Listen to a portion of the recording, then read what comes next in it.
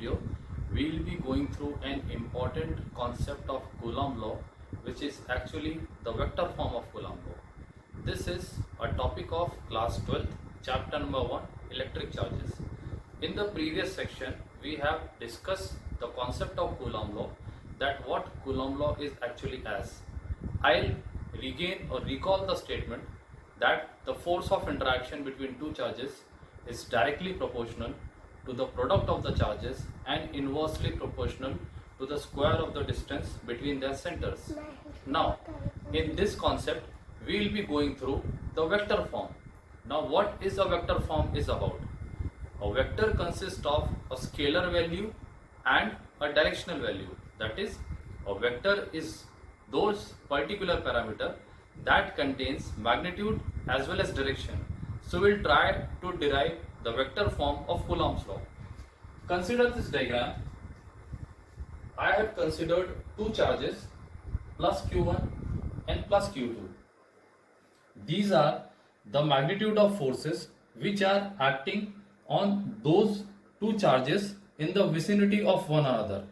That is, F12 is the force of on 1 due to 2, which implies that charge q2 is applying force F12 on charge q1. Similarly, force F21, which is force on 2 due to 1, which means charge 1 q1 is applying a force F21 on charge q2. Both the charges are being similar or like charges. I had also drawn the direction of these forces. Now, with the help of Coulomb law, I write the expression of this force. F12 is equals to 1 upon 4 pi epsilon 0 q1 q2 by r square. Now, this is only a magnitude. This is not a vector. In order to make a vector, I need to apply a unit vector to it. So, this F12 is actually force on 1 due to 2. That is, the second charge is applying charge F12 on first.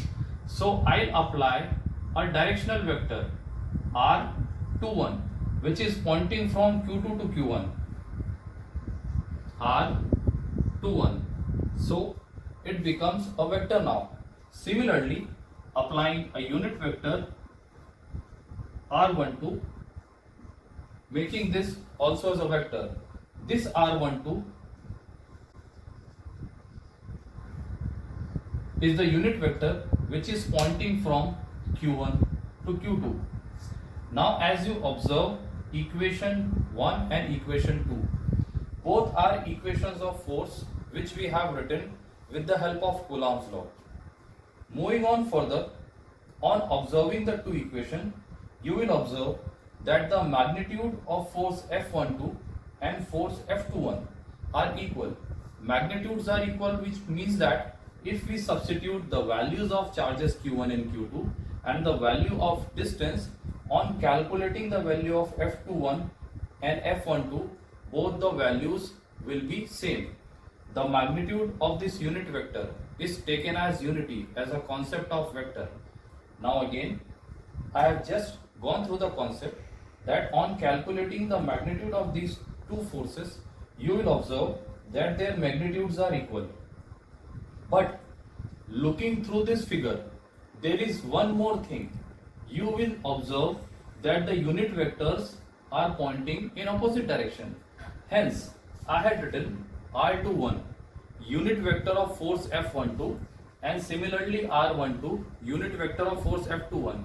Both are acting in opposite direction. So I had written R12 is equals to minus of R21 is equals to minus of R12. Applying the same concept to the force, I had written F12 is equals to minus of F21.